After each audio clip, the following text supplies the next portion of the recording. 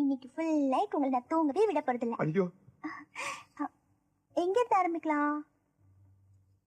உங்களை நான் எப்படி கூப்பிடுறது? காதல் ரசம் சுட்ட சுட்ட டயன் கூப்பிட்டாலும் கூட நல்லா தான் இருக்கு.